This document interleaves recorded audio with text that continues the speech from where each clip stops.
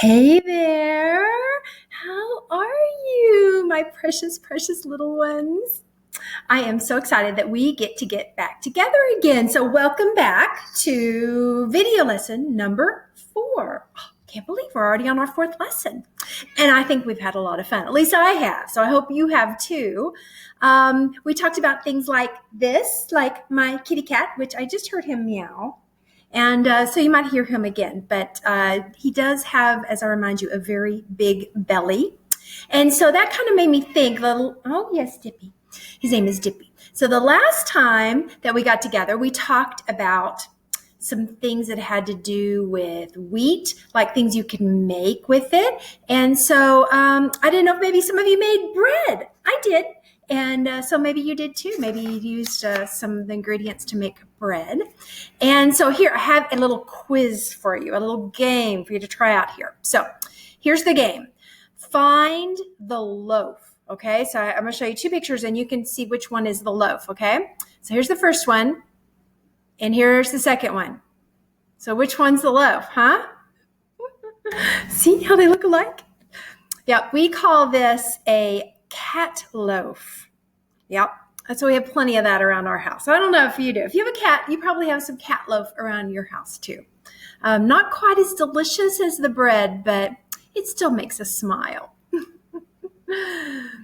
But that was silly, I know. And if you remember, I'd ask you to send me a picture of you with your best silly face. And here's one. Here's sweet Cassie. I like her silly face. So be sure and send me yours. I'd love to see them. And if you also remember, I'd also ask you to send me maybe your scared faces. Remember this one? There's Sawyer and Cooper and Addie and Ellie and Layden giving their best scared face. That was when we talked about fear. Remember when we talked about that? And remember what we learned? Because it's very important. We learned that perfect love casts out fear. And what is perfect love? Perfect love is Jesus, what he's done for us. So because of what Jesus has done for us, when we believe on him, we get to get rid of that fear, which is awesome. And we also talked about, remember this? We talked about being brave. Why? Because God is with us. Do you remember that? I hope you do, because we are going to start off. It is review time. It is quiz time, and we're going to see what you remember. You guys are so smart. I know you'll do great with this. So here is question number 1 in our quiz time. Remember we talked about flour. Where does flour come from? Does it come from A, powdery rocks, B, from plants, or C, from chickens? So what do you think the answer is? Ding, ding, ding, ding, ding, ding, ding. The answer is B, plants. Did you get that right? I bet you did. Remember we talked last time about Gideon and how he had the plants and he was separating the wheat from the chaff. Do you remember that? Yeah, and he was a big scaredy cat because he was hiding from the Midianites while he was doing it. So I bet you got that one right. So let's try question number 2. And, see, there's the wheat. Oh, forgot to show you that. There's the wheat and there's the chaff that we talked about last time, and it made the flour. Yeah. So question number 2. What did people in the Bible make with flour? Here's some choices. May not have been all of them, but what did they make? Did they make A, chicken nuggets, B, French fries, or C, bread? Do, do, do, do, do, do, do, do, do, do, do, do. And your answer is C, bread. I bet you got that one right too. Bread. Now, the bread I showed you earlier looks a lot like the bread that we eat, but the bread that they made in Bible times, it looked more like this. It was flat and they would cook it on a fire, but it was still bread and it's still very delicious. So I bet you got that one right too. All right, let's try another one. I should also point out that for bread, there are usually just about the same ingredients in most breads that you make. Most of them have some water, some salt, and they also have some kind of flour, and they also have some kind of oil. So here's some oil that I use in some of my breads that I make. And this leads to our third question, which is this. What did people in the Bible use to make oil, like the kind of oil that they would use to make their bread? So your choices are A, olives, B, gasoline, or C, wells. So do, do, do, do, do, do, do. And your answer is ding, ding, ding, ding, ding. A, olives. Did you get that? Did you know that that's how they made oil? See, these are olives. Look, if you look on my bottle here, it says it's olive oil.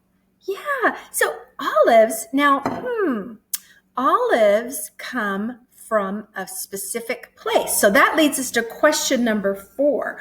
Where do olives come from? Do they come A, from chickens, just like eggs? B, from trees like apples? Or C, from plants like wheat? Gotta think about this one. Do, do, do, do, do, do, do. And your answer is, did you get the right answer? It is B. They come from trees, a lot like apples do. And you know what? I didn't even really know what an olive tree looked like that much. And so I looked it up. And here is a picture of one. It's kind of a cool looking tree. I like it. And that is the kind of tree that olives come from. They don't come from plants the way that wheat does. So that leads us to our next question. Question number 5.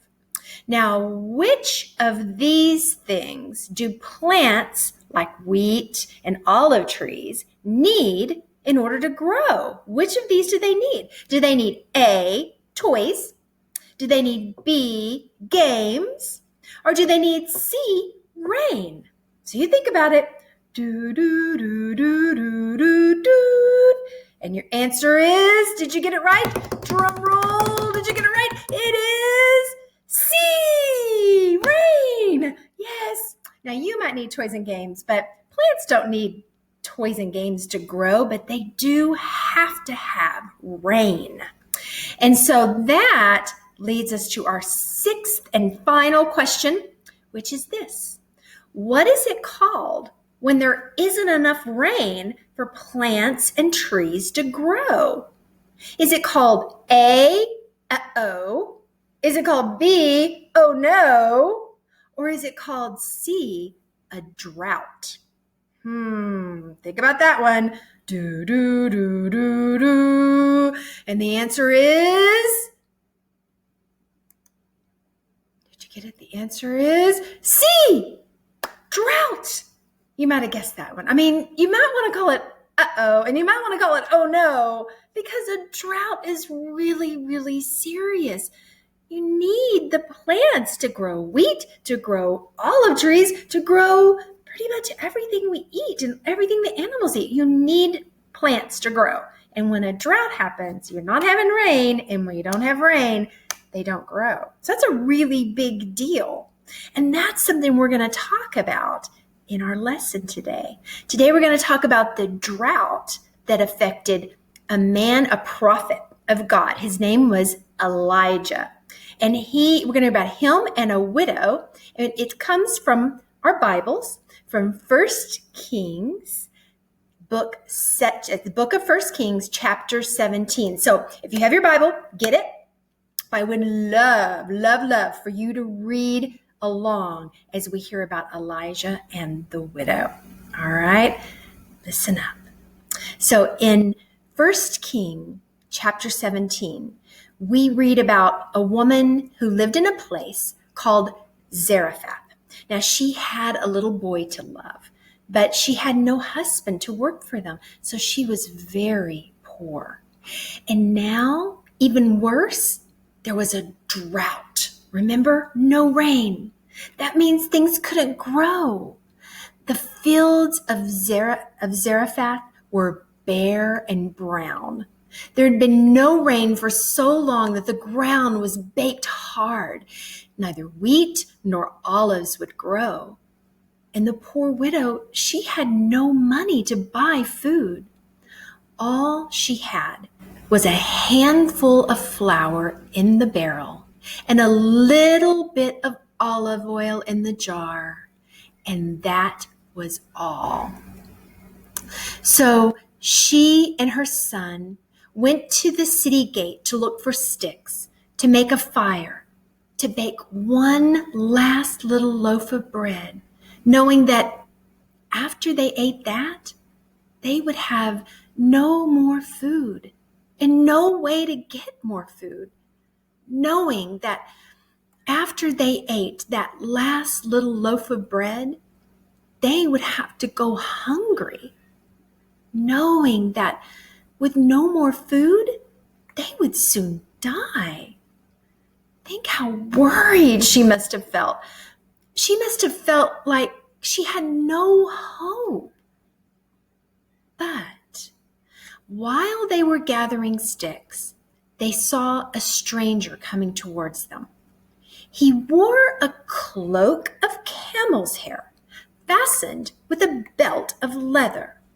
The woman knew that his name was Elijah. Elijah loved the Lord and trusted him with all his heart. He said to the woman, "Will you bring me a little water to drink and a piece of bread?"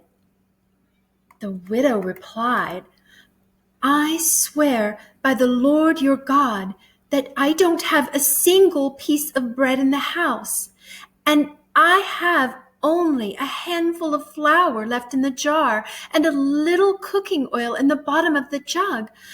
I was just gathering a few sticks to cook this last meal, and then my son and I will die." Elijah said, "Don't be afraid. Go ahead and do just what you've said, but make a little bread for me first. Then use what's left to prepare a meal for yourself and your son. For this is what the Lord, the God of Israel, says. There will always be flour and olive oil left in your containers until the time when the Lord sends rain and the crops grow again." Wow, think about it. The poor widow had a choice to make, didn't she? She could trust in what she could see.